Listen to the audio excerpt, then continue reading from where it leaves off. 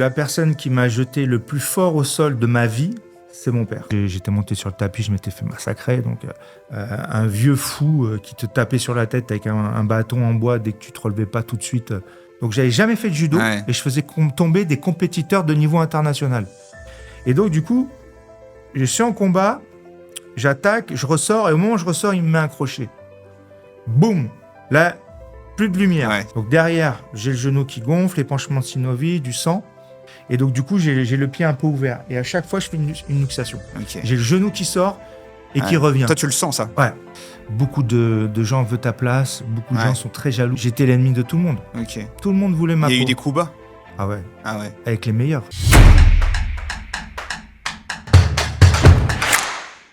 Aujourd'hui, je reçois Vincent Parisi, multiple champion de France de Jiu-Jitsu, champion du monde, acteur, cascadeur, coach, chroniqueur, une vie à 1000 métiers. Vincent, comment tu vas?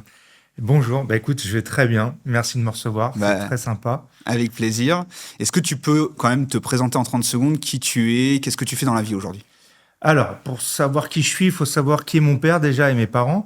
Donc, mon père était le premier champion olympique français de judo chez les poids lourds. Ma mère était une ancienne sportive de haut niveau en natation et en judo. Je t'en parlerai peut-être plus tard.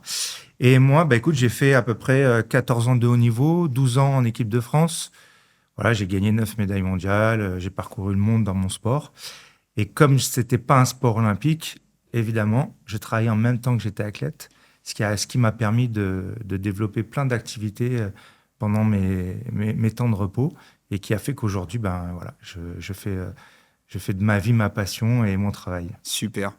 On commence toujours, nous, nos podcasts par un petit jeu. Je vais te poser des questions courtes, réponses courtes. Ok. Est-ce que tu es plutôt combat ou enseignement? Enseignement.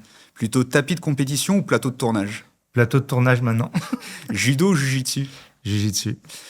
Commentateur sportif ou chroniqueur télé? Commentateur sportif. Et préparation physique ou mentale? Mentale. Ok. Donc, est-ce que tu peux nous parler de ton enfance? Tu fais rapidement des arts martiaux, tu découvres d'autres sports avant? Tu étais quelqu'un d'agité, plutôt jeune ou... Alors ouais, je vais te dire que quand j'étais petit, j'étais très agité. J'ai même une anecdote, c'est que quand mon père faisait les championnats de France, j'embêtais tous les combattants, tu vois. Et une fois, en plein combat, tu sais, parce qu'à l'époque, il y avait plusieurs arbitres, et il y avait des arbitres qui étaient assis, et il y avait un gong pour pour sonner le début du combat et la fin de combat. Ouais. Et moi, une fois, j'étais passé en plein milieu du combat et j'avais tapé et j'étais parti en courant. Et puis, quand j'étais à l'INSEP, j'avais un petit vélo et j'allais voir tous les athlètes, j'allais embêter tout le monde. J'étais hyper actif et j'étais très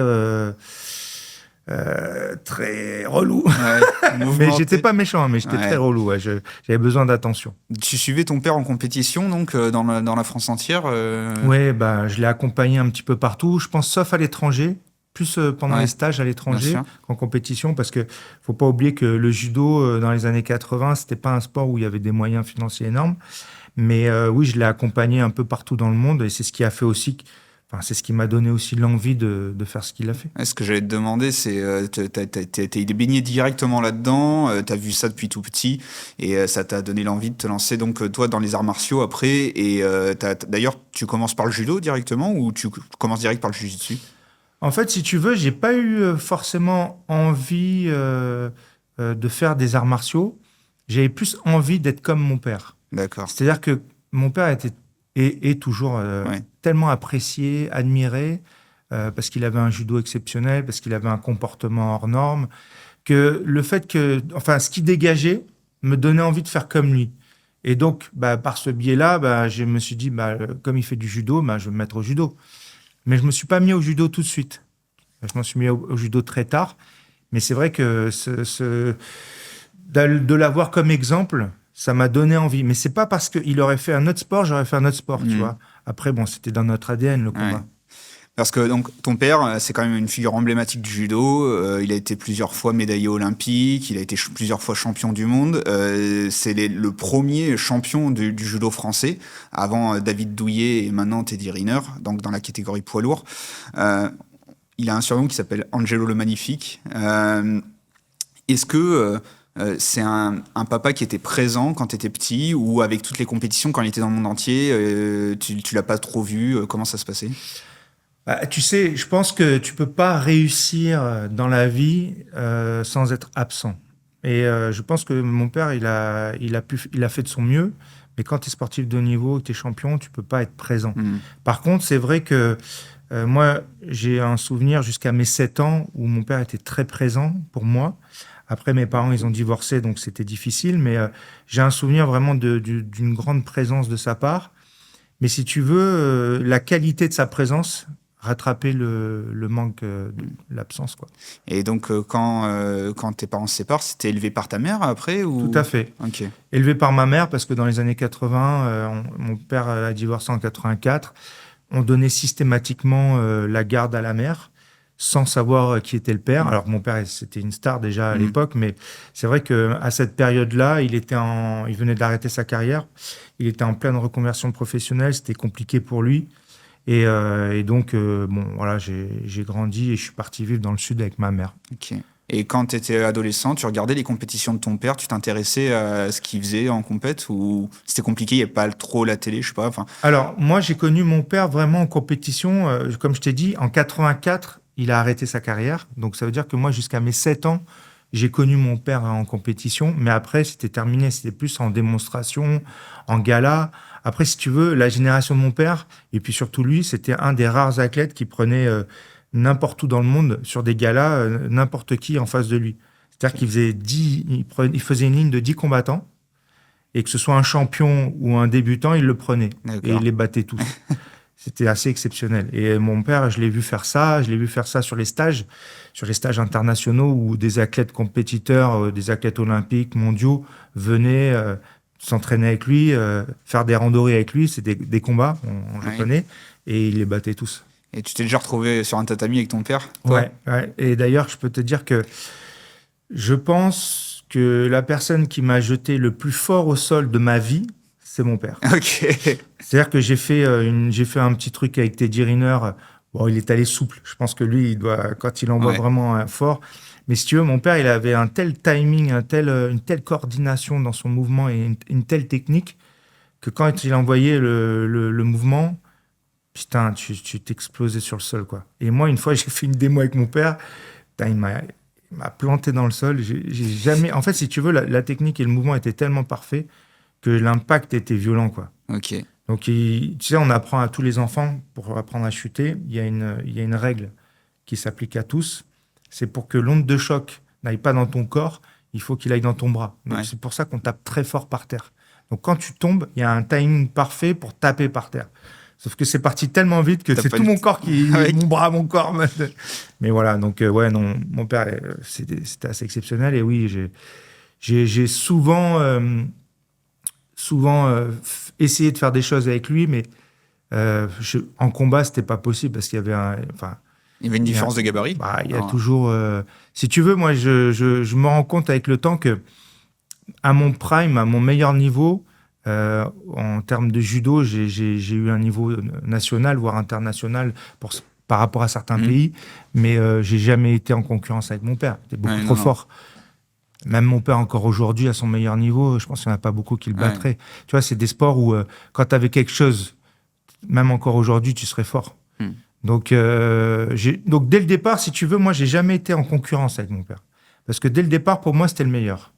Et pas parce que c'était mon père, parce que je le savais. Donc, j'ai pas voulu être meilleur que lui, j'ai voulu le copier.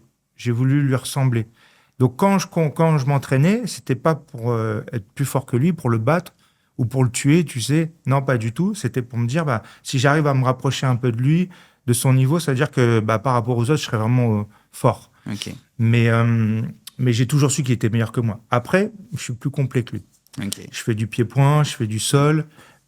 J'ai une palette plus large techniquement, parce que mon père vraiment était concentré que sur le judo, et heureusement, parce que sinon ça aurait été une machine. Mais c'est vrai qu'à cette génération-là, il faisait beaucoup de judo et rien d'autre. Toi, tu as débuté le jiu-jitsu à 21 ans, si je dis pas de bêtises, donc c'est apparemment relativement tard quand même pour débuter une discipline. Qu'est-ce qui t'amène vers cette discipline à cet âge-là et pourquoi, c'est quoi les ambitions derrière? Alors, je commence le judo et le jiu-jitsu à 21 ans. Okay. C'est-à-dire que bon, j'ai une vie compliquée dans le sud de la France avec ma mère. Donc, je décide, dans la nuit de mes 21 ans, je décide de monter vivre à Paris avec mon père. Donc, je lui dis, écoute, papa, l'été dernier, donc 2 mois auparavant, j'ai fait le stage de Jiu-Jitsu à l'île d'Oléron. C'était un stage international qu'a organisé Jacques Norris. Mon père a dû faire peut-être 35 ans de stage là-bas.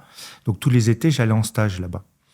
Et si tu veux, tous les étés, j'avais des copains qui me disaient, viens faire du judo avec nous, vas-y, monte sur le tatami. Bon, moi, j'étais pas trop chaud parce que déjà, jusqu'à mes 18 ans, moins 2 mois, je faisais 1m74. Ah, t'étais pas très grand. J'étais pas très grand. J'étais pas très grand. Et puis, en fait, une fois, j'étais monté sur le tapis, je m'étais fait massacrer. Donc, ça m'avait pas trop motivé. Et puis, en plus, j'avais un prof de judo où ma mère avait voulu m'emmener quand mes parents divorçaient à Cannes. Un vieux fou qui te tapait sur la tête avec un bâton en bois dès que tu te relevais pas tout de suite. Enfin, bon, ouais, tout ce que... Voilà. Quelque chose pour dégoûter un jeune. Voilà, c'était un rendez-vous manqué. Et puis, si tu veux, je fais ce stage international juste avant mes 18 ans et j'avais pris 18 ou 19 centimètres. Donc, j'étais passé d'1m74 en quelques semaines. Donc, d'1m74 à 1m89. Donc, j'ai grandi très vite d'un coup. Donc, l'année suivante, au stage, je suis arrivé avec 1m91 ou 92, presque ma taille définitive, et avec 10 kilos de plus. Ouais. Donc, j'étais en confiance. Et donc, du coup, j'ai fait le stage. J'ai fait le stage parce qu'il y avait des champions qui étaient là et qui m'ont dit « Oui, t'es le fils d'Angelo, tu fais pas de judo, c'est pas normal, allez, viens. » Donc, ils m'obligeaient à faire les entraînements avec eux, à faire des pompes avec eux après l'entraînement. Je sortais avec eux en boîte après. Donc, ils m'ont pris un peu sous leurs ailes. Et si tu veux, j'avais des facilités parce que je ne m'étais pas rendu compte, mais le fait d'avoir admiré, regardé, observé mon père, j'avais acquis une grande partie de ses techniques. Je comprends. Sauf que entre la réalisation et la compréhension, c'était pas trop ça. Donc, c'est-à-dire que je montais sur le tapis, je prenais des gamelles de ouf, mais je faisais chuter tout le monde. Même des compétiteurs. Donc, j'avais jamais fait de judo et je faisais tomber des compétiteurs de niveau international. Et donc là, je me suis dit, et pourquoi pas ? Tu te dis, je peux faire quelque chose dans le haut niveau, je peux faire quelque chose dans le sport, je me suis dit, allez, pour pas revivre avec de regrets, je vais le faire. Okay. Donc, j'ai dit, peut-être 1 mois ou 2 semaines avant mon départ, j'ai dit à mon père, j'ai dit, papa, écoute, je monte à Paris, viens me chercher et je vais me mettre au judo. Okay. Et donc, quand j'arrive à Paris, mon père donne des cours dans un club à Pavillon-sous-Bois et il y a judo seulement le mardi, jeudi. Et je dis, mais il y a quoi lundi, mercredi, vendredi ? Parce que moi, je suis là, j'ai envie de m'entraîner tous les jours. Et il me dit, il y a Jiu-Jitsu. Et je dis, c'est quoi le Jiu-Jitsu ? Et on me dit, c'est du judo plus du karaté. En gros, on me simplifie le truc, tu vois. Mais en vrai, c'est du judo, du karaté et du Jiu-Jitsu brésilien, qui n'est pas brésilien, qui est japonais. Et donc là, je me dis, écoute, super, je vais faire du judo tous les jours, quelque part dans ma tête, tu vois. Et moi, je suis génération un peu Bruce Lee, pas trop Jean-Claude Van Damme, même si j'ai aimé, comme tous les jeunes, mais j'étais plus génération Bruce Lee. Donc, tu vois, déjà, naturellement, je faisais des coups de pied, des coups de poing. J'étais très à l'aise, en fait. Et du coup, voilà, j'ai commencé à m'entraîner dans les 2 sports en même temps, tous les jours. Et il y a un moment, tu te diriges plus vers le jiu-jitsu parce que ça te plaît plus, c'est plus large en termes de... Alors, au début, je voulais vraiment faire que du judo. Mais je me suis rendu compte que le judo, déjà, le niveau compétitif était beaucoup plus élevé. Et donc, ça demandait beaucoup plus de travail et c'était beaucoup plus de blessures, beaucoup plus d'engagement. Et c'était trop traumatisant. Donc, du coup, je me suis dit, je vais continuer à m'entraîner avec les judokas pour avoir un bon niveau en judo et je vais me mettre à fond dans le jiu-jitsu. Après, la coïncidence a fait que mon entraîneur était un des entraîneurs nationaux de l'époque de l'équipe de France de jiu-jitsu. Donc lui, moi je faisais compétition en judo et je faisais compétition en jiu-jitsu. Sauf que tu l'as bien dit, tu l'as bien souligné, et à un moment donné, même si j'étais passionné par le judo et je voulais faire comme mon père, le fait de faire tout, pied-point, projection, sol, si tu veux, c'était la polyvalence, tout ce que j'aime faire tout le temps. C'est-à-dire j'aime un peu toucher à tout, j'aime... vivre un peu toutes les expériences qu'il y a à vivre, tu vois. Donc, du coup, je me suis dit, je me suis laissé emporter par les invitations, si tu veux. C'est-à-dire que j'avais un bon niveau en judo, j'ai fait les championnats de France, mais vraiment, j'ai une opportunité de faire du jiu-jitsu en équipe de France. J'y suis allé, les portes se sont ouvertes, j'ai fait un premier tournoi international, j'ai gagné, Ok. D'ailleurs, c'était le premier tournoi international de la ville de Thiers, en Jiu-Jitsu. C'était ma première compétition. C'était le premier tournoi international de cette ville. J'ai gagné. Et si tu veux, bah, je me suis dit, bon, allez, on verra bien. Il y a des KO en jiu-jitsu de combat ou très peu ou pas Alors, du tout? le but, c'est pas de mettre KO. D'accord. Tu peux mettre un KO technique. Par exemple, tu fonces sur moi, je mets un coup de pied, un stop Ouais. pour t'arrêter. Bon, bah, tu t'empales sur moi, tu tombes, c'est ta faute. Par contre, si moi, je veux mettre le KO, normalement, c'est interdit. Ok, d'accord. Mais oui, il y en a eu plein. Mais- Moi, j'ai pris un KO une fois. Ok. Et d'ailleurs, mon adversaire a été disqualifié. Et j'ai fait troisième, du coup. Mais j'ai pris 2-3 fois des semi-KO. Ok. Mais je me suis réveillé tout de suite, ça s'est pas vu. Et j'ai Oui. pu reprendre la compétition. Et Toi, tu l'as su, mais ça s'est pas vu. Ouais, une fois en Russie. Parce que tu sais, souvent, quand on allait en Russie, en Allemagne, ou dans les pays comme ça, un peu, tu vois, où ils font beaucoup de kickboxing, Ouais. ou des sports de contact, les règles, ils les connaissent pas forcément très bien. Et une fois en Russie, tu vois, en fait, si tu sais que tu combats dans un style, en général, tu t'attends pas. Alors c'est naïf, hein, ce que je Ouais. veux dire, mais tu t'attends pas à voir venir un coup qui n'est pas de ton style. Ouais. C'est ce qui se passe souvent en MMA quand il y a des KO. Tu vois, Ouais. un boxeur, il attend pas à avoir un coup de pied de karatéka. Maintenant, plus aujourd'hui, parce ils ont confronté Oui. plus souvent. Et donc, du coup, je suis en combat, j'attaque, je ressors, et au moment où je ressors, il me met un crochet. Un crochet, on le voit quasiment jamais en jiu-jitsu, c'est interdit même. Parce que c'est pas un coup que tu peux contrôler et ramener, Ouais. normalement. Tu vois, un coup, un Uraken, tu touches, tu reviens. Un direct, tu touches, tu reviens. Mais un crochet, c'est pas un coup que j'attendais. Et du coup, je prends le crochet. Boum. Là, plus de lumière. Ouais. Je sens, je ressens tout, j'entends tout. Je tombe. Au moment où je tombe sur le tapis, hop, la Tu lumière te relèves. revient. Ouais. Donc, je me relève. Enfin, je combats. Donc là, j'étais KO, quoi. C'était un semi-KO. Et il y a des catégories de poids aussi au jiu-jitsu de combat ou... Totalement, comme en judo. Comme un judo, d'accord. Et si tu revenais à tes 21 ans, tu te lancerais dans le MMA aujourd'hui ou... Non, franchement non, parce que même si j'ai des facilités, même si j'aurais pu être un très bon combattant de MMA, même si j'étais sparring partner de grands champions, non, parce que c'est pas du tout mon empreinte technique. Mettre KO l'adversaire, Ouais. le taper, c'est pas mon style. Même si j'adore ce sport, même si je le pratique de temps en temps avec des copains, c'est pas un style de combat que j'aurais aimé faire. Ok. Faire mal à l'adversaire, ça me plaisait pas. Moi, ce que j'aimais, c'est gagner techniquement. Ouais, c'est ça. C'est de dominer par la technique sans blesser. Toi, c'est quoi tes points forts en tant que combattant quand tu étais combattant de haut niveau? Mes points forts, c'est que j'étais bon dans tout. Ok. C'est-à-dire que j'étais pas forcément mon père ou Ouais. le meilleur dans un, mais j'étais bon, j'étais complet. Bon en pied-point, bon en judo, bon au sol. C'est qui l'adversaire que tu as rencontré dans ta carrière qui t'a mis le plus en difficulté? Tu as un souvenir comme ça En vrai, pas trop, non. Non, il y a- J'en ai pas trop eu. Il y avait un Hollandais qui était très tactique. Ok. En fait, j'ai toujours eu un problème avec les tacticiens. Parce que comme moi, j'étais pas tactique. Moi, j'étais dans Je réfléchissais pas trop. dans le geste, dans la beauté ou dans l'efficacité. Le vice, j'ai jamais compris le vice en combat. Des gens qui faisaient des coups fourrés, tu vois, Bien ou sûr. qui jouaient à tactique pour t'emmener faire une erreur. Voilà, j'ai toujours eu de difficultés avec les gens qui truquaient un peu le match. D'ailleurs, j'ai perdu les seules fois où j'ai perdu, quasiment, parce que je pense que j'ai perdu seulement 2 fois face à quelqu'un qui était meilleur que moi ce jour-là. Pas plus fort, meilleur que moi ce jour-là.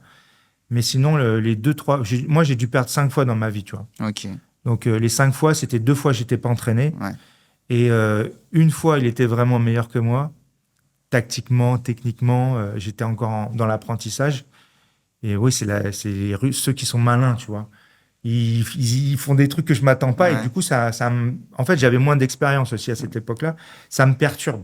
En fait, je suis toujours perturbé par le vice. Ok. Tu vois, moi, je suis sincère dans le combat et je vais pas faire de coups fourrés, tu vois. T'as déjà eu des blessures dans ta carrière? Alors, jamais en compétition. D'accord. Alors, en compétition, la seule chose que j'ai eue, comme je t'ai dit, c'est le semi-KO. Et ça, là, ici, Ouais. ce coup de pied que j'ai pris un coup de pied et un Aito. Et ils ont pas su me le ponctionner sur place, donc je l'ai gardé. Mais sinon, par contre, à l'entraînement, j'ai une... Non, je dis des bêtises. Mon premier championnat du monde, Je suis pas dans ma catégorie. Et je me fais une surluxation de la rotule Ok. en quart de finale. Tu sais, nous, en jiu-jitsu, contrairement au judo, on a le droit d'immobiliser l'adversaire sur le ventre et sur le dos. Et le gars était à quatre pattes. J'étais en perte de poids, j'étais pas au top de mon niveau. Et j'ai passé les deux jambes à l'intérieur pour crocheter, pour essayer de la longer sur le ventre. Et en fait, il a retiré une jambe pour sortir. Et au moment où j'allais remettre la deuxième jambe, il a fait une vrille, il a tourné. Ouais. Donc ma jambe, qui était tendue en blocage, Ouais. en fait, elle a cédé parce qu'elle n'était pas assez forte et elle a luxé. Et Ok. en fait, ce qui s'est passé, c'est que ça a fait une première luxation. Donc sur le moment, j'ai très mal, je ne sais pas ce que j'avais. Donc je gagne le combat. Forcément, j'ai le genou qui gonfle. Et Tu peux finir le combat même avec ta luxation? Ouais, parce qu'en fait, si tu veux, c'était en fin de combat. Ouais, d'accord. J'avais beaucoup de points d'avance et j'avais mal, mais on savait pas ce que c'était. Donc, j'ai temporisé, j'avais de l'avance. Il me restait 30 secondes de combat, j'ai gagné, tu vois. Donc, derrière, j'ai le genou qui gonfle, l'épanchement de synovie, du sang. On me strappe. Ok. Sauf que le strap, il tient, mais plus ça gonfle, plus ça bouge, tu vois. Et donc, demi-finale, j'étais bien strappé, ça me gênait pas trop. J'aurais dû gagner la demi-finale et aller en finale, mais ce qu'il faut savoir, c'était en Uruguay. Il y avait des pays qui n'avaient pas d'argent pour emmener les arbitres. Ils ont formé des arbitres, techniciens de surface la veille ou le jour même. Donc, des gens qui ne connaissaient rien au sport de combat, au judo, au jiu-jitsu. Et donc, sur les premiers tours, c'est ces gens-là qui nous ont arbitrés. Et en vrai, je perds d'1 point ou 2 le combat, alors que j'aurais dû le gagner large. Mais il y a aussi le fait que j'appréhendais un peu, tu vois. Ça, c'est tes premières compétitions, c'est en 2002, je crois. C'est mon premier championnat du monde. Ton premier championnat du monde, et tu fais médaille de bronze. Et je fais médaille de bronze. Première médaille. À cause de cette blessure. À cause de cette blessure. Et en place de 3, par contre, là, j'ai le genou qui a gonflé, le strap qui s'est élargi. Et là, à chaque fois que j'attaque en coup de poing, mes coachs me le voient pas, me le disent pas et ils s'en rendent pas compte. Je vise pas le genou, tu vois, derrière. Et donc, du coup, j'ai le pied un peu ouvert. Et à chaque fois, je fais une luxation. Okay. J'ai le genou qui sort et qui revient. Toi, tu le sens, ça? Ouais. Première fois, je tombe par terre tout seul. Donc, l'arbitre, il sait pas. Donc, il me fait relever. Deuxième fois, je tombe. Donc, le gars, il me saute dessus, machin. Et puis, je serre les dents et je fais tout le combat comme ça et je gagne. Et puis, ton adversaire, il s'en rend compte. Enfin, il voit que t'es... Ouais, il s'en rend compte, mais au début, il est gêné. Après, il y va à fond. Et après, si tu veux... Comme j'ai compris dans le combat qu'à chaque fois je faisais un coup de poing, il y avait un souci, je faisais d'autres coups. Donc, putain, c'était chaud. Hein. Et tu le vis comment entre ta blessure et en même temps tu rapportes une médaille de bronze, donc tu es quand même content d'avoir une médaille de bronze, c'est ta première médaille. Tu le vis comment cette ascension-là, à ce moment-là? Bon, déjà, moi, tu sais, j'aurais dû être champion du monde, donc j'étais déçu. Après, j'étais déçu, mais j'étais content parce que c'est une première médaille, c'était positif. Mais si tu veux, ce qui m'a sauvé, c'est le collectif. C'est-à-dire que moi, j'étais blessé, je ne pouvais pas marcher tout seul. C'était une vraie galère. Et en fait, mes potes avec qui j'étais, ils m'ont soutenu, ils m'ont porté. On a passé tout le séjour ensemble. Parce qu'il faut savoir que, comme on allait en Uruguay, la fédération a dit, comme vous êtes en Uruguay, derrière, on va vous payer une semaine d'entraînement au Brésil pour que vous puissiez travailler un peu le sol, tout ça. Et moi, du coup, toute la semaine... En fait, le DTN, il voulait carrément qu'après la compète, je rentre en France. Donc pour moi, le séjour était fini. Et c'est tout le collectif qui a dit, non, nous, on aimerait qu'il reste. Donc du coup, je suis resté. Et je suis resté parce que les autres me portaient, m'emmenaient. Et c'était chiant, mais du coup, c'était un peu traumatisant parce que j'ai pas pu m'entraîner, vivre ce que les autres vivaient. Et en même temps, j'ai vécu avec le groupe parce que j'étais tout le temps avec eux. Donc ça, c'était vraiment ce qui m'a sauvé sur cette compète. Parce qu'au fond, si tu veux, moi, l'objectif, c'était d'être champion du monde. Et donc, à ce moment-là, tu as des coachs sportifs et des coachs mentaux aussi, ou pas du tout? C'est vraiment t'as des potes qui sont à côté de toi et qui te soutiennent? Non, on est totalement dans l'amateurisme total. Des entraîneurs qui n'ont jamais rien gagné, qui ont... En fait, si tu veux, mon entraîneur avec qui j'ai commencé, au moment où je fais le championnat du monde, il est plus dans le collectif. Il est sorti. Donc, il est plus entraîneur national. Donc, je suis vraiment dépendant du staff. Et même lui ne m'entraîne plus, tu vois. Enfin, s'il m'entraînait encore. C'est plus tard qu'il m'entraîne plus. Et si tu veux, que ce soit mon entraîneur qui a été un champion ou l'équipe de France, ils ont jamais eu les compétences du coaching mental. Jamais. Et ils avaient même pas les compétences du coaching, enfin, de l'entraînement de haut niveau. C'était de l'expérimentation, si tu veux. Ils étaient pas, ils étaient formés, mais c'était c'est pas trop ça. À ce moment-là, quand tu prends une médaille de bronze, tu gagnes de l'argent, tu gagnes ta vie en combattant ou c'est juste gagner une médaille de bronze? Alors, moi, j'ai cette fierté, c'est que quand j'ai arrêté ma carrière, on est devenu sport de haut niveau. Et grâce à mon titre de champion du monde en 2012, ma génération a fait que tous les jeunes derrière ont eu un salaire tous les mois ou une étiquette de sportif de haut niveau. Moi, j'aurais pu continuer à être sportif de haut niveau. De toute façon, je l'étais. Mais j'ai laissé mon étiquette l'année suivante pour un jeune. Tu vois. D'accord. Mais on n'a jamais gagné d'argent. On avait des primes sur les championnats du monde. Donc, tu étais champion du monde, tu prenais 5 000 euros. Ouais, c'est pas grand-chose. Sauf que tu es champion du monde, tu prends 5 000 euros, c'est une fois tous les 2 ans. C'est ça. Donc, on prenait 0. On n'était même pas défrayé. C'est-à-dire qu'on était à tes frais. Ouais. Tout était à tes frais. C'est dingue. Il faut vraiment, à ce moment-là, avoir l'envie, bien évidemment. De toute façon, tu vis de ta passion. Hein. Faut avoir aussi les finances parce que il y en a qui arrêtent un sport parce que si t'es pas défrayé, tout ça, tu peux pas aller combattre. Quand on était en stage, quand on était en compétition, nous, on avait la chance d'avoir le billet d'avion, l'hôtel et les repas pris en charge par la Fédé. Mais il y avait des pays, ils payaient eux-mêmes leur billet d'avion. Mais par contre, on n'avait pas de salaire. Si on disait, là, je viens faire 3 jours de compétition, je suis pas payé pendant 3 jours, c'est pour ta pomme, tu vois. Donc, et en plus, on n'avait pas d'équipement. C'est-à-dire que la fédération voulait même pas nous donner un kimono de l'équipe de France ou un survêtement de l'équipe de France. Donc, on partait en guerre. On allait mettre notre corps et notre vie un peu en danger. On donnait notre temps pour représenter notre pays et on n'avait rien. Aujourd'hui, c'est plus le cas. Et grosse fédération, hein, quand même, la Fédération française de judo. Et aujourd'hui, c'est plus le cas, non, parce qu'aujourd'hui, le système a fait que, mais si tu vois ce qu'ils gagnent. Ouais, par rapport à d'autres sports, c'est ridicule. On parle de 700 euros, 900 euros par mois. Hein. On ne parle pas de 3000 euros par mois. Hein. C'est pas le judo. Hein. Ouais, c'est clair. Donc voilà, donc du coup, on a encore beaucoup de choses à faire, mais au moins, ils ont leur équipement, mais il y a encore pas mal de choses. Et aujourd'hui, donc toi, maintenant, tu entraînes un peu des jeunes au jiu-jitsu ou tu fais, Alors, fais quoi? Moi, j'ai enseigné pendant 14 ans. J'ai formé plein de jeunes. Et quand j'ai arrêté ma carrière, je devais être entraîneur national de l'équipe de France. Sauf que le DTN est parti à l'étranger et que, comme il a laissé les rênes, ceux qui se sont mis en place ont décidé autrement. Et ensuite, malheureusement, il est décédé d'un cancer. Et si tu veux, moi, à la base, je devais être entraîneur national avec un ami qui était champion du monde chez les légers. Et on devait tous les deux reprendre l'équipe de France combat. Mais quand j'ai vu comment ça se passait, et que surtout, si tu veux, moi, j'ai pas gagné d'argent du tout pendant mes 12 ans où j'étais athlète en équipe de France. Et quand j'ai signé, j'ai commencé à commenter l'UFC sur RTL 9, j'ai commencé à gagner ma vie. Quand j'ai commencé je suis rentré en même temps à Beansport, je commençais à mieux gagner ma vie. Et l'année où je suis rentré à Beansport, c'est l'année où j'étais champion du monde.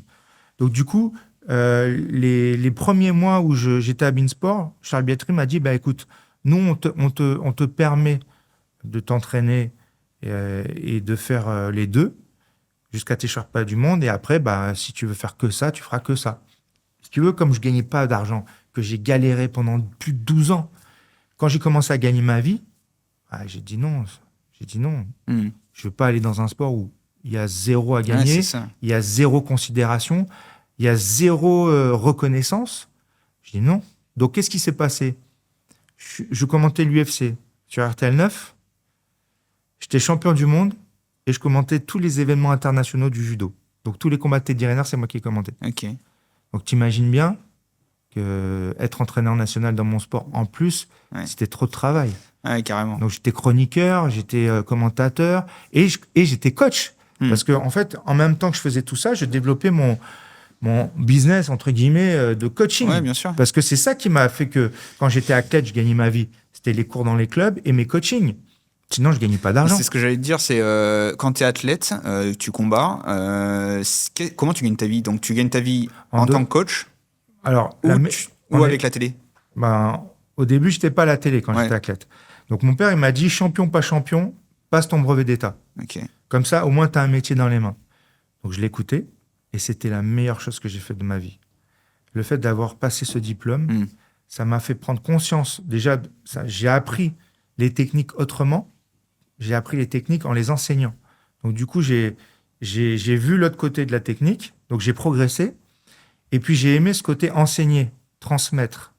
Ça, c'est vraiment un truc que j'adore. Ok. Et après, le fait de m'être lancé dans le coaching, ça a été encore autre chose. C'est apprendre à prendre soin de l'autre, en plus de lui transmettre. Parce que nous, dans les sports de combat, dans les arts martiaux, on transmet un savoir, on transmet une connaissance. Mais le coaching, on transmet une manière de vivre, qu'on peut aussi faire dans les sports de combat. Parce que moi, la philosophie de vie, elle vient de mon père.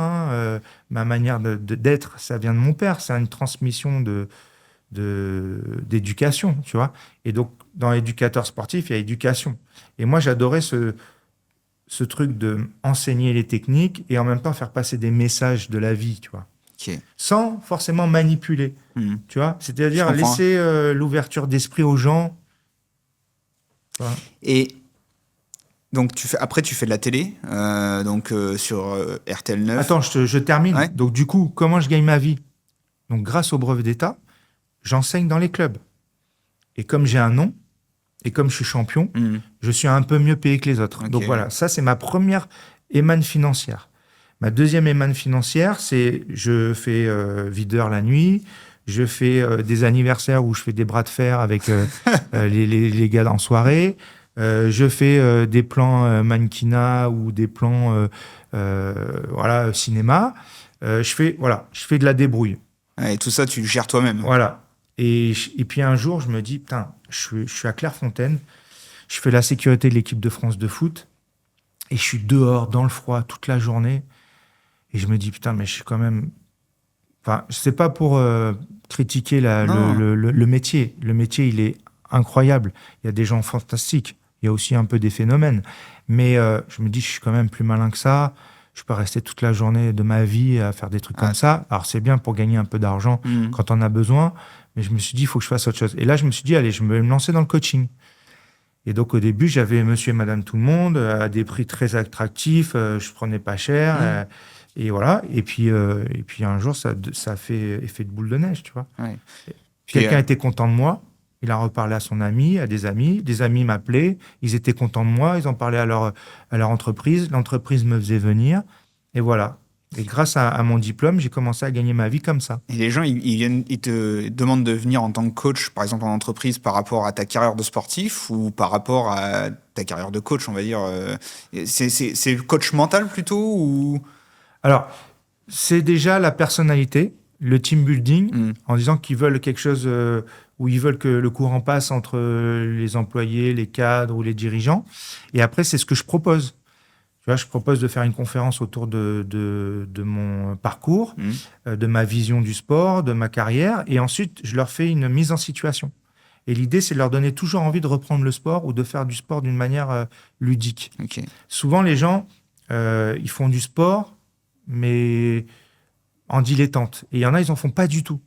Donc, l'idée, c'est d'arriver dans l'entreprise et de leur faire comprendre que l'activité physique, elle est extrêmement importante quand il y a du stress, quand il y a de la fatigue, quand il y a des problèmes, quand il y a des problèmes de communication, et de dire, on prend soin de soi, on fait du sport, on améliore son bien-être, et du coup, ça rayonne autour de soi, indirectement, et puis on fait face plus facilement aux problèmes. Voilà, c'est ça surtout que j'explique aux gens. Faire du sport, c'est bon pour la santé mentale et physique. Ok. Et donc, à un bout d'un moment, tu arrives à la télé en tant que chroniqueur. Donc, tu commences sur RTL 9, où tu commentes le MMA. Ouais. Tu vas après chez Bein. Comment ça se passe? C'est eux qui te contactent ou c'est toi qui les démarches? C'est en fait, toute ma vie, ça a été que des opportunités naturelles qui se sont présentées. Beansport, c'est un copain qui me dit, viens, je trouve que personne ne parle de toi, j'aimerais bien te faire découvrir à des gens. Est-ce que tu veux venir? Il y a une radio là qui s'appelle Goom Radio. Ils sont en train de battre le record du monde de prise d'antenne de Koé. Et ils cherchent des invités et c'est le moment de te présenter parce qu'ils prennent tout le monde. Donc eux, ils ont besoin d'invités. Donc je dis ok, si tu veux. Une expérience, voilà. On verra. Et quand j'arrive, on me présente Charles Bietri. Et Charles me dit bonjour, comment ça va? Charles, que tu sois champion olympique ou en train de nettoyer faire le ménage, il te dit bonjour de la même manière, tu vois. Et donc, je lui dis, voilà, je suis Vincent Parisi, je suis invité, voilà, je viens d'être champion d'Europe, à l'époque, c'était vainqueur de la Coupe d'Europe, voilà, et j'ai un ami qui m'a proposé de venir. Et il me dit, mais Parisi, la famille du judoka? Et je lui dis, oui, Angelo, c'est mon père. Et là, il s'assoit et il me dit, mais comment ça se fait que je sois pas au courant que tu sois champion d'Europe, tout ça? Je dis, c'est pour ça que je suis là. Tu sais, je le regarde droit dans les yeux et je dis, c'est pour ça que je suis là. Parce que personne n'en parle. Et là, tu sais, il est un peu stupéfait par ma répartie, parce que je vais pas dire humble, mais je suis simple. Ouais. Et je suis simple et j'attends rien de toute façon. Il n'y a pas de médiatisation dans mon sport. Personne ne parle de notre sport. On parlait de moi parce que je suis le fils d'eux. Donc voilà. Et donc Charles, il me dit, ok, d'accord. Il me dit, ok, incroyable. Et là, on est en train de discuter et il y a Edia Charny, qui est la sœur de Karima Charny, qui est sur la Star Academy, qui vient me chercher en me disant, Vincent, allez, c'est à toi, c'est en plateau. Ma sœur t'attend, on y va. Et donc là, je me retrouve en plateau, en direct, avec les animateurs, Karima Charny, et puis une chanteuse. Et puis on commence à parler musique, on commence à parler sport. T'es à l'aise sur le plateau? Et en fait, je suis super à l'aise. Okay. Et à un moment donné, je dis, je vous fais une démo. Est-ce que tu peux nous expliquer ton sport? Donc j'explique le sport, mais je dis, écoutez, je vous fais une démo. Donc je me lève, je fais un coup de pied, j'attrape, je le jette doucement par terre, je fais une clé de bras, on rigole. D'ailleurs, la vidéo, tu peux la retrouver tu peux retrouver Vincent Parisi sur Goom Radio, tu la retrouveras. Ouais. Et là, dès le début, il y a Charles Bietri qui vient et qui s'assoit, tu vois, hors cadre, et qui regarde. Et après, il s'assoit sur le canapé, il dit bonjour, et puis il parle pas. Et moi, je parle, je réponds aux questions. Et puis là, il y a Karima qui dit, ou le journaliste qui dit, Charles, on t'entend pas, qu'est-ce qui se passe? C'est bizarre. Et il dit, vous m'entendez pas parce que je viens de caster en direct Vincent. Et à la rentrée, il sera un de nos chroniqueurs et il viendra parler de sport. Trop cool. T'es content là à ce moment-là? En fait, à ce moment-là, je me dis, c'est génial. C'est-à-dire que je me dis, je suis fier. Ouais. Je me dis, peut-être que ma personnalité a plu, que ma manière de parler a plu. Donc je me dis, ouais, c'est chouette, je suis super fier. Mais à cette époque-là, je ne sais pas qui est Charles Bietri. Oui. Je ne sais pas qui est Charles Bietri. Je sais que c'est quelqu'un d'important, mais je ne sais pas ce qu'il a fait dans le sport. Je ne sais pas que c'est lui qui a inventé le poste de commentateur sportif, de consultant sportif. Je ne sais pas que c'est lui qui a révolutionné le sport à la télévision. Je ne sais rien, tu vois. Et donc, je sors et Charles m'a dit, écoute Vincent, je suis sûr que dans 1 an ou 2, tu es au top. Là, moi, j'ai un budget. Si j'arrive à avoir le budget, je t'embauche et tu viens faire la radio. Et tu vas nous faire des chroniques autour des sports de combat, tu vas nous parler de ça. Et je dis, mais tu sais, moi, Charles, même pas payé, ça me dérange pas, parce que j'adore la radio et j'ai envie de faire cet exercice-là. Il me dit, écoute, tant que moi, je serai patron, tu travailleras pas sans être payé. Donc je dis, OK. Et en fait, ce qui s'est passé, c'est que Charles n'a pas eu le budget qu'il voulait, on n'a pas fait l'émission. Mais il m'a rappelé. Il m'a dit, voilà, j'ai investi dans un programme qui s'appelle Coach Club, et ça va être des programmes en ligne. Et Coach Club, c'est bien avant le Covid. C'est 19 disciplines filmées en temps réel pour monsieur, madame, tout le monde pour s'entraîner à la maison, devant sa télé ou son ordinateur. Et là, j'apprends un autre métier, j'apprends vraiment à parler devant la télé. Ok. Devant la caméra. Autant les commentaires sportifs sur l'UFC, je suis derrière la caméra, on me voit pas, on me voit jamais. T'as un micro. Donc juste. on m'écoute parler. Ouais. Autant là, je devais expliquer, faire les exercices et tout. Et là, et puis Charles était ultra fan de l'UFC, il m'écoutait en fait, sans le savoir. Et là, du coup, ça match entre nous. Et quand Charles monte Beansport, je suis même pas au courant. C'est un ami qui m'appelle, qui me dit, mais dis-moi, tu connaissais pas Charles Bietri et tout?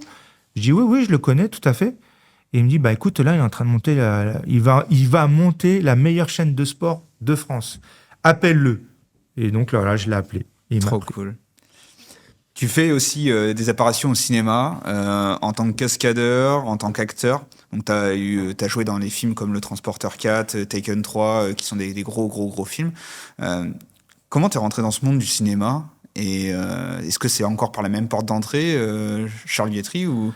Là, c'est complètement fou. C'est que la casteuse de Besson rentre dans un magasin de sport de combat qui s'appelle Boxing Shop. Tout le monde connaît Boxing Shop à Paris, c'est un des plus anciens. Me dis pas que t'étais là. Non. Elle rentre et elle dit, voilà, je cherche un gars qui serait plutôt beau gosse. Mais je te jure, hein, Ah, mais je te crois. c'est les mots qu'elle me raconte. Hein. Plutôt beau gosse, grand brun, un peu type européen ou latin, et qui fasse des sports de combat peut-être, ou qui fasse garde du corps. Et le gars, il dit, moi, je connais personne, peut-être Vincent Parisi. À l'époque, je commentais l'UFC, donc j'étais assez populaire. Donc le gars donne mon nom. Il a peut-être donné d'autres noms. Donc la nana, elle cherche sur Internet, bim, elle trouve mon numéro de téléphone, je ne sais comment, et elle m'appelle le jour de mon anniversaire. Bonjour, je suis Sandra, machin, nanana. Voilà, je fais un casting pour Besson, pour un film avec Kevin Costner. On cherche un garde du corps. Est-ce que vous seriez intéressé et disponible? Tu le crois au début Bah ou non. pas? C'est sûr. En plus, Kevin Costner, j'adore. Tu dis c'est une blague. J'adore l'acteur, tu vois. Ouais. Je dis non, mais je dis c'est une blague. Elle me dit si, non, c'est vrai. Est-ce que il y aura 3 dates? Alors c'est pas un truc de ouf, hein, mais voilà, il y aura 3 dates. Vous serez silhouette ou peut-être plus, on sait pas. Est-ce que ça vous dit? Vous pouvez nous envoyer une vidéo, une photo. Donc je dis ok, j'envoie. Et 2 mois après, elle me recontacte. Tu vois, j'avais oublié, moi, j'étais dans mes entraînements et tout. Et 2 mois après, elle me contacte. Elle me dit, ok, elle me dit bonjour, bah c'est moi, c'est bon, c'est validé. Donc on vous attend tel jour, tel jour, tel jour. Waouh. À Paris, Et donc? À Paris, Georges V, premier tournage. Et là, j'arrive, j'avais un petit tournage de silhouette. Et là, je rencontre Kevin Costner. Et je sais pas, on discute. Son garde du corps me reconnaît. Un garde du corps, un black immense. Et Plus grand que Kevin toi. Costner, il voit le gars comme un enfant. Vincent, c'est toi, Vincent Parisi. Je t'écoute sur l'UFC et tout. Et Kevin Costner, il est, tu vois. Et en fait, on a une scène, elle dure toute la journée. Une scène toute claquée. Ouais. Et ben, pour tourner cette scène, elle dure toute l'après-midi. De 14h à 19h. Et en fait, si tu veux, j'ai un contact incroyable avec Kevin Costner. On discute. Il me montre des photos de sa famille, de ses enfants. Et là, en fait, si tu veux, je ne sais pas si c'est... Je ne le serai jamais, hein, je suis pas au courant, mais si c'est mon rôle qui évolue, s'il décide par le biais de Kevin Costner ou autre, mais je me retrouve avec, à la base, 2 ou 3 jours de tournage, avec 17 jours de tournage. Et là, je deviens le garde du corps de Richard Samel, je deviens le garde du corps du méchant. Ouais. Et je suis tout le temps dans le film quasiment. Enfin, tu me vois tout le temps un petit peu dans le film. Et à la fin du film, je me fais tuer par Kevin Costner. Et si tu veux, ces 17 jours m'ont mis le pied dedans. J'ai rencontré toutes les équipes, tout ça. Et en fait, derrière, ils m'ont dit, est-ce que tu veux faire ça? T'es dispo? Je dis OK. Donc derrière, j'ai fait Tekken 3. Après, j'ai fait Transporteur. Après, j'ai fait Valérian. Après, j'ai fait une série sur Canal. Tu sais, ça s'est enchaîné. Et j'ai fait un film qui s'appelait Arès, le film. Où là, j'ai réglé toutes les scènes de combat. Et j'étais acteur, cascadeur. Et j'ai préparé l'acteur principal. Donc là, c'était mon premier vrai gros film. Parce que là, ça a été, je te raconte pas, hein, je bossais la journée pour Bean, je travaillais la nuit pour le cinéma. Tous mes jours off, c'était cinéma. C'était 3 semaines où je faisais toutes les cascades. Je réglais toutes les cascades. Alors qu'à la base, je pensais que j'allais juste être cascadeur. J'arrive le jour de la rencontre avec le prod et le réal. Et je vois tous les visages des cascadeurs, des acteurs. Sauf le mien d'ailleurs. Et sur un mur. Et là, on me dit, Vincent, voilà, je vous présente Vincent Parisi. C'est lui qui va régler pendant que je ne serai pas là. Et c'était Dominique Foissier, le régleur. Et il était sur Baptiste D avec Idriss Alba, en même temps qu'il était sur Arès. Et donc, il me dit, Vincent, je viendrai t'aider, je viendrai te donner un coup de main. Tu ne seras pas tout seul. Il y aura mon fils, il y aura Jérôme Gaspard. Jérôme Gaspard, qui est un des meilleurs régleurs de cascade français et cascadeur, avec qui je fais mon premier film, Kevin Costner. Free Days to Kill, c'était la doublure de Kevin Costner. Trop bien. Et le gars, c'est un tueur. Et en fait, j'ai réglé toutes les scènes de combat. Et si tu veux, ça a été la première fois où vraiment, autant quand j'étais dans les autres rôles, je vivais le truc, autant là, je peux te dire, j'ai fait un film. je savais du début à la fin quand tout commence à fonctionner. T'as adoré cette période cinéma Ouais, j'ai adoré. J'ai adoré. Sauf que c'est un milieu particulier. Ok, d'accord. C'est vraiment pas facile. C'est un milieu. Beaucoup de gens veulent ta place. Beaucoup de gens sont très jaloux. Moi, j'arrive. Je suis champion. Entre guillemets, je suis beau gosse. J'étais l'ennemi de tout le monde. Ok. Tout le monde voulait ma peau. Il y a eu des coups bas. Ah ouais. Ah ouais. Avec les meilleurs. Et des gens qui étaient en place depuis très longtemps. Ouais. Qui ont. Alors moi, j'ai dit, mais je veux pas à ta place, moi. Je suis pas régleur de cascade. Ah, mais ils ont pris peur. Moi, ce que j'adore faire, tu vois, et c'est ce que j'ai refait récemment avec François Civil, Vincent Cassel, Pio Marmaille et Romain Duris, c'est que je les ai préparés physiquement pour 6 mois de tournage sur Les Mousquetaires. Et j'ai pris Yannick Borel avec moi, que je connaissais pas, mais que je connaissais, on s'était rencontrés, tu vois, mais j'adorais sa personnalité, pour faire l'épée. Et moi, je l'ai coaché physiquement. Sauf que comme c'est mon métier d'enseigner, à chaque fois que Yannick faisait un exercice intéressant, je lui dis, vas-y, continue sur celui-ci, ça marche bien. Et je l'ai préparé aux cascades aussi, tu vois. Et du coup, j'ai adoré parce que j'ai rencontré des gens fantastiques. Mais après, si tu veux, j'étais encore athlète. J'étais en pleine reconversion professionnelle à la télé. Ce qui payait le mieux pour moi quand même, c'était quand même la télé. Et puis bon, tu sais, j'aime bien suivre un peu les invitations. Donc là, j'ai un peu tourné la page du cinéma, et puis j'y suis revenu. Donc là sur le dernier film Les Mousquetaires, tu as accompagné les cascadeurs pour toutes les cascades. Ah non, là sur le film des Mousquetaires, j'ai préparé les acteurs principaux pendant 3 mois. Ce qui est assez exceptionnel. Il n'y a aucun film en France où tu as 3 mois pour préparer les gars. Et on m'a dit, il faut que tu les prépares, il faut qu'ils soient au top physiquement, parce qu'on va avoir des tournages très longs, très durs, avec beaucoup de cascades, et il ne faut pas qu'ils pètent. Et quand tu dis tu les prépares, en fait, il faut que tu les entraînes pour qu'ils soient correctement musclés, qu'ils se blessent pas, en fait. En fait, le physique, c'était pas important. Ce qui était important, c'était la condition physique. Qu'ils aient une endurance musculaire et qu'ils soient en forme. Voilà. Parce que c'est des gros tournages et très endurants, probablement. Ah bah, tu sais, quand tu fais un tournage, un film, ça peut être entre 1 mois et demi et 3 mois de tournage. Sauf que quand tu arrives dans les 2 dernières ou 3 dernières semaines, tu as juste envie... c'est de frapper tout le monde, te casser, t'en as marre. Et tu dois refaire les scènes dans plein d'autres axes, changer les angles de caméra, t'attends toute la journée pour faire 20 à 30 secondes d'image.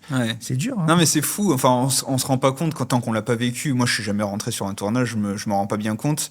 Mais toi, quand tu vis cette vie, tu te rends compte que quand tu dois faire une scène, tu dois la retourner 15 000 fois pour... Alors, quand c'est une scène de combat, mon gars... et que tu t'es fait fracasser pendant 2 minutes et que tu dois le faire 20 fois dans la journée, t'es content. C'est clair. Je te le dis. Hein. T'as vu la cage de Franck Gastambide ou pas? Alors, j'ai pas vu, parce que déjà, j'aime pas le personnage. Et puis, il m'a fait un sale coup une fois. Et en plus, t'as vu, il y a des femmes qui ont porté plainte, là. 6 chefs d'accusation. Et moi, si tu veux, je trouve que c'est génial ce qu'il a fait. Sur le principe, sur le papier. Pour le sport. Après, non. Moi, je trouve que ce qu'il a fait pour le sport, c'est pas bon. Parce que le MMA, c'est pas ça. C'est pas des histoires de violence, des trucs de machin. Le MMA, c'est un sport où il y a des gens qui sacrifient leur vie, qui sont formidables. Il n'y a pas de mafia, de trucs comme ça, tu vois. C'est pas ça, le sport. Moi, j'aime pas parce qu'il fait du... C'était quoi sa série avant, là? Du show à l'américaine. Mais sa série avant... Tu sais, là, qui a marché pendant le Covid? Je sais plus. Tu sais, il a une série qui a explosé, là, juste avant. Tu sais, c'est une série où il y a beaucoup de violence. Moi, je déteste voir de la violence dans le sport. Je déteste ce marketing. On met une histoire où il y a des flingues, des gens. Non. Moi, j'aime pas du tout. Et d'ailleurs, tu sais, beaucoup de gens du milieu n'aiment pas. Hein. Ça marche au niveau mondial parce qu'il n'y en a pas. Public. Mais parce que le casting était bon aussi. Mais moi, j'aime pas. On a besoin de gagner encore des lettres de noblesse dans ce sport. On a besoin encore d'encadrement en France. On vient juste, tu vois, ça vient juste d'éclore. Moi, je suis pas trop dans ce délire-là. Mais après, c'est chapeau. Je voulais ton avis sur la série, parce que sur le MMA, est-ce que ça reflétait bien la réalité et tout ça? En vrai, je l'ai pas vu. Mais enfin, oui. Mais t'as eu des échos. Mais en tout cas, nous, on a reçu un combattant de MMA qui combat à Hexagone maintenant. Donc, il est passé à l'ARES. T'as pas reçu Morgan? Non. Non, d'accord. J'ai reçu Amin Ayoub. Ah oui, Amin Ayoub. Et en fait, on l'a reçu. Un très bon gars. Ouais, on a sorti l'épisode de Nantes, donc est-ce qu'on vient de là. On a sorti l'épisode le vendredi. Je suis allé le voir au Zénith quand il combattait en main event. Et bon, il a battu son adversaire haut la main. Et moi, c'est la première fois que je voyais un vrai combat de MMA sur place. Donc on était juste devant le ring. C'était fou. Hein. C'était. De toute façon, le MMA, c'est un sport qui. Bon, je me suis battu pendant des années pour faire comprendre aux gens que c'était un sport qui avait le droit d'exister, qui avait le droit d'être diffusé. Oui, parce que tu l'as connu, il était interdit en France. Bien sûr, il était interdit. Et puis moi, j'ai contribué, et j'étais un des premiers, quand je commentais sur RTL9, t'imagines bien que c'était la première fois que c'était diffusé à la télé. J'étais le premier commentateur à la télévision, régulier, toutes les semaines, à commenter un sport interdit en France. Donc toutes les semaines, j'expliquais, et à force d'expliquer, j'ai changé la mentalité des médias, et les médias ont commencé à s'y intéresser. D'une autre manière. Mais c'est vrai que d'un œil extérieur, on a l'impression que le MMA, c'est très, très violent, c'est très... C'est scénarisé pour, si tu veux, les highlights sont faits pour. Mais en vrai, c'est pas plus dangereux que la boxe anglaise ou le kickboxing ou la boxe thaï. Dis-toi que le sport le plus dangereux au monde, c'est la boxe thaïlandaise. Ok. Tu dois détruire tout le corps. Des pieds à la tête. J'ai écouté un boxeur, je crois, de boxe anglaise. Il disait, même en boxe anglaise, on se prend des coups plus violents qu'en MMA. Ouais. Parce qu'on a beau avoir des plus gros gants, mais quand on tape dans la tête... En fait, il n'y a qu'une seule zone où ils peuvent taper en boxe anglaise. Donc, plus tu sais, plus la zone est codifiée et réduite, plus elle est dangereuse. Ouais, et puis, c'est surtout que les gants de boxe... En fait, si tu veux, quand l'UFC a voulu venir s'implanter en France, ils ont fait une étude scientifique. Et ils ont eu des statistiques. Là où il y avait le plus de commotion cérébrale, c'était dans le foot. Ouais, d'accord. Entre les sauts en réception et les têtes avec le ballon, tu as plus de commotion cérébrale. Après, ils expliquaient qu'en boxe anglaise, comme les gants étaient gros, c'était des coups sourds et pas directs, et du coup, pour le cerveau, c'était plus néfaste. Et si tu veux, la polyvalence du MMA fait que tu as beaucoup moins de frappes qui sont dangereuses, parce que tu as le contact à la cage, tu as le contact au sol, et tu as moins de distance de frappe et d'élan pour frapper fort. Donc du coup, si tu veux, j'avais eu accès à toutes ces études-là. Donc à un moment donné, je vois des gamins qui font un sport, qui peuvent pas gagner leur vie parce qu'ils passent pas à la télé. Je dis, c'est pas normal. Donc moi, je me suis battu pour faire comprendre aux gens que c'était un sport qui méritait et qui avait le droit d'exister, que c'était pas un sport plus dangereux que les autres. Et tu penses pas que... Aux États-Unis, ça a tellement explosé, il y a eu tellement d'argent qui circulait que ça a favorisé aussi que la France accepte que ce soit légalisé? Non. L'argent ne rentre pas en jeu? Non, parce que l'argent, il y en a toujours eu. Mais si tu veux, c'est plutôt que c'est une mentalité. On est dans un pays où on a des anciens athlètes qui ont une vieille mentalité, qui n'étaient pas prêts. Et je pense que c'est pas mauvais qu'ils soient pas prêts, parce qu'il fallait le temps d'organiser, tu vois. Il fallait préparer. Moi, ce que je disais, tu sais, j'étais le seul, quand on a été reçu par le ministère, à dire il faut pas légaliser le MMA. Ils m'ont dit, non, mais monsieur Parisi, on nous dit que vous êtes le fer de lance du MMA, que vous représentez, que vous voulez absolument que ce soit légalisé. Je dis oui, mais là, si vous faites légaliser le sport là, tout de suite, là, demain, il y a des promoteurs qui vont faire des combats avec des jeunes qui n'ont pas de niveau et ils vont se faire massacrer. J'ai dit non, ce qu'il faut, c'est laisser les professionnels venir en France, les autoriser, comme l'UFC, le Bellator, faire leurs événements, qu'on puisse apprécier les événements, et derrière, mettre des structures en place pour former les arbitres, former les professeurs, faire des niveaux, des grades et tout ça. Et donc, on n'a pas de réservoir de combattants, donc on va mettre des jeunes qui n'ont pas d'expérience, ils vont se faire massacrer par des gars de 30, 40 ans, parce que c'est ça aujourd'hui, c'est que des gars de 30 et 40 ans qui se battent contre des gamins de 20 ans. Donc j'ai dit, là aujourd'hui, ne le légalisez pas. Et donc ils ont dit, et en fait ça a été légalisé peut-être 4 ans après, tu vois. Mais ces 4 ans ont fait que c'était plus structuré déjà. Et puis après, tu as eu des gens aussi au gouvernement, des gens qui étaient au ministère, qui étaient des sportifs, et qui ont compris que pour l'après-carrière de plein d'athlètes, c'était intéressant le MMA. Parce que là où l'État ne fait pas ce qu'il faut, un athlète qui ne réussit pas dans son sport ou qui arrête son sport, il a une deuxième porte de secours. Si ça lui plaît, il peut aller faire du MMA. Ok. Pour toi, un des plus grands combattants de MMA, ce serait qui? C'est un que tu aimes bien Moi, il y a... Français dans l'état d'esprit, hein. Ou international. Non, c'est très simple, je les ai en tête tout de suite. Georges Saint-Pierre. Georges Saint-Pierre, pour l'état d'esprit, pour la tactique, pour la manière de s'entraîner. Tu l'as déjà rencontré ou pas? Oui, plein de fois. Je me suis entraîné avec lui. Ouais, j'ai vu des vidéos, c'est vrai. Il est trop cool. Enfin, il a l'air trop cool. Il est fantastique. C'est un gars incroyable. Ouais. C'est un professionnel, c'est un humain. T'as envie d'être ami avec lui quand tu le vois. Il est génial. C'est impressionnant. Ouais. Et d'ailleurs, tu vois, dans la série de Franck Gastambide, il a été invité pour... T'es obligé d'inviter des mecs comme ça. Mais je te le dis, hein, les plus grands combattants pour moi, c'est Georges Saint-Pierre, Emelianenko Fedor, parce que c'est le premier à être très polyvalent, et John Jones. Ouais. Après, il y en a plein d'autres, mais pour moi, John Jones, c'est le numéro 1. C'est le meilleur de tous les temps. C'est sûr. Mais d'ailleurs, il avait battu Cyril Gane, hein, c'est ça, hein, Oui. Et d'ailleurs, on attendait longtemps ce combat, je me souviens. Ouais. C'était tard dans la nuit, et on l'attendait, c'était le main event et tout. Et ça se termine en 30 secondes, je crois. C'était dommage. Mais bon, après, c'est John Jones. Hein. Disons que Cyril n'a pas été coaché comme il fallait. Il l'a pris trop tôt. Et je pense qu'il aurait pu vraiment gêner John Jones s'il était rentré dans un autre état d'esprit du combat. Il n'était pas dans l'état d'esprit pour vraiment créer un problème pour John Jones. Il y avait un coup à faire. Hein. Normalement, John Jones, il revient, il n'a pas combattu depuis longtemps. Il y avait un coup à faire. Ouais, c'est clair. C'est comme ça. Après, et tu penses que c'est une question de préparation, de coaching, totalement de coaching. Ouais. Si tu veux, tu peux pas emmener un gars. Tu peux pas emmener un gars battre une légende, battre un guerrier, si toi-même t'as pas été un guerrier ou si toi-même t'as pas le niveau pour le faire. Si tu veux, son entourage, il avait pas le niveau pour l'emmener battre John Jones. Et puis John Jones, c'est le top de l'UFC américain. Mais je pense que Cyril, s'il avait une autre préparation, il aurait pu faire quelque chose. En tout cas, il aurait gagné le respect du monde entier et il n'aurait pas été humilié comme il a été humilié. Parce que c'est ça qui me gêne le plus. Parce que Cyril, c'est vraiment un gars qui a des qualités, de très bonnes qualités et qui a un niveau hyper respectable dans ce sport, tu vois.